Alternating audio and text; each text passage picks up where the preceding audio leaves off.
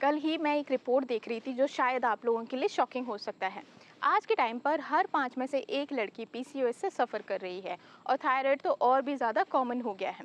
सोचिए, पहले ये प्रॉब्लम्स 35 से 40 साल की एज में आती थी और अब स्कूल कॉलेज की लड़कियां भी इनसे स्ट्रगल कर रही हैं। और सबसे बड़ी प्रॉब्लम ये है कि सोसाइटी ने इसे नॉर्मल मान लिया है। इरेगुलर पीरियड्स चलता है, वेट गेन और पिंपल्स हॉर्मोन्स हैं हो जाता है, इनफर्टिलिटी का डर शादी के बाद देख लेंगे। लेकिन दोस्तों, सच ये है कि ये नॉर्मल बिल्कुल भी नहीं है। ये एक साइलेंट एपिडेमिक है जो हमारी लाइफस्टाइल, स्ट्रेस और इन्वायरमेंट ने खुद बनाया है। और अगर हम इसका रूट कॉज समझ लें तो ये ना सिर्फ पीसीओएस बल्कि थायराइड को भी कंट्रोल किया जा सकता है, बल्कि पूरी हेल्थ को एक नया बैलेंस दिया जा सकता है। आज हम इसी रूट कॉज को डिटेल में समझेंगे। मेरी एक यंग पेशेंट आई थी, सिर्फ 24 साल की।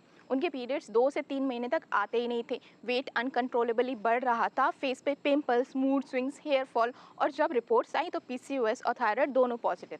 और उनका पहला सवाल था, डॉक्टर मैं ही क्यों, मैंने ऐसे क्या गलत किया? यही सवाल हर लड़की के मन में है। इसीलिए चलिए step by step root cause समझते हैं। ओवरीज में हार्मोन्स इम्बैलेंस हो जाता है, एग्स रिलीज नहीं होते, ओवरीज में छोटे सिस्ट बन जाते हैं, और साथ में सिम्टम्स जैसे कि irregular periods, acne, hair fall, weight gain, mood swings.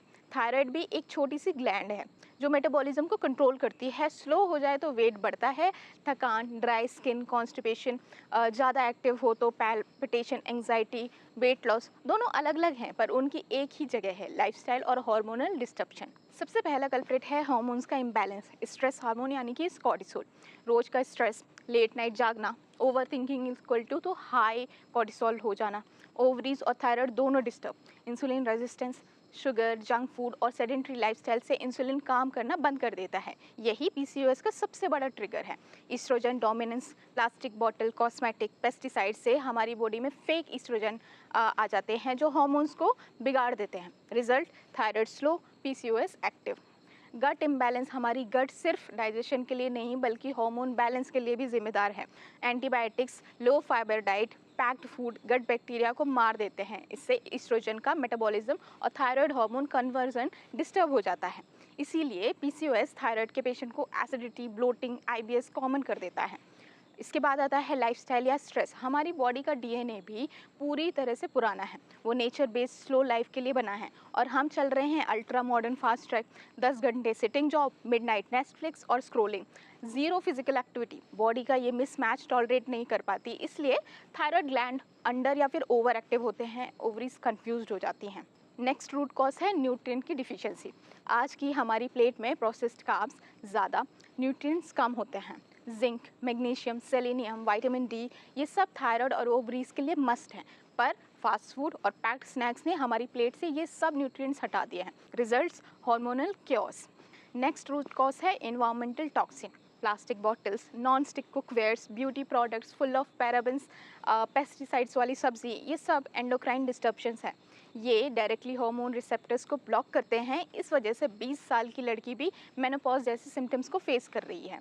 PCOS और थायराइड सिर्फ हेल्थ इशू नहीं है, ये एक इमोशनल जर्नी भी है। Irregular periods equal to anxiety और गिल्ट, वेट गेन मतलब कॉन्फिडेंस टूटना, इनफर्टिलिटी का डर मतलब डिप्रेशन। ये साइकिल हार्मोन को ज़्यादा डिस्टर्ब करता है। इसीलिए हीलिंग में सिर्फ मेडिसिन नहीं, इमोशनल सपोर्ट भी बहुत ज़रूरी होता है। तो अब सवाल ये आता है कि सॉल्यूशन क्या है? रूट कोज को ही फिक्स करना होगा। डाइट जैसे कि whole foods, high fibre, good fats, dairy और शुगर को कंट्रोल करना है। मूवमेंट, हमें रोज़ 30 से 40 मिनट की वॉकिंग करनी है, स्ट्रेंथ ट्रेनिंग करनी है। हमारी 7 से 8 घंटे तक डीप स्लीप होनी चाहिए। योगा, प्राणायाम और जर्नलिंग, ये सब होना चाहिए। गट हेल्थ के लिए फर्मेंटेड फूड्स यानी कि छाछ, idli, kanji, homemade pickles. Avoid toxins, plastic की जगह स्टील या ग्लास की बॉटल्स यूज़ कर सकते हैं। हर्बल स्किन केयर, सप्लीमेंट्स अगर आपको चाहिए तो ले सकते हैं। विटामिन डी, ओमेगा 3, मैग्नीशियम और सेलेनियम। ये एक ओवरनाइट फिक्स बिल्कुल भी नहीं है, पर अगर रेगुलरली लाइफस्टाइल चेंज करो तो 6 से 12 महीने में हार्मोन्स वापस बैलेंस में आ जाते हैं। दोस्तों, एक बात याद रखिए, आपकी बॉडी आपके खिलाफ नहीं है। पीसीओएस और थायराइड बॉडी के एक सिग्नल है जो आपको बोल रहे हैं प्लीज़ मुझे सही तरीके से ट्रीट करो। जब आप अपने हार्मोन्स की लैंग्वेज समझना सीख जाओगे तो ये हीलिंग ऑटोमेटिक हो जाएगी। आज एक कमिटमेंट कीजिए, अपनी बॉडी को पनिश नहीं, सपोर्ट करेंगे। कमेंट में लिखिए येस आई चूज़ हीलिंग, और अगर आपको ये वीडियो हेल्पफुल लगी हो तो अपनी सिस्टर फ्रेंड्स के साथ ज़रूर शेयर करें, क्योंकि नॉलेज तभी पावरफुल होती है जब वो स्प्रेड हो। नेक्स्ट वीडियो में मैं आपको मिलती हूँ कुछ नए टिप्स के साथ में जो आप अपनी डेली डाइट में ऐड कर सकते हैं। तो सब्सक्राइब करना ना भूलें। मिलते हैं नेक्स्ट वीडियो में, तब तक अपना ख्याल रखिए और अपनी बॉडी से दोस्ती कीजिए।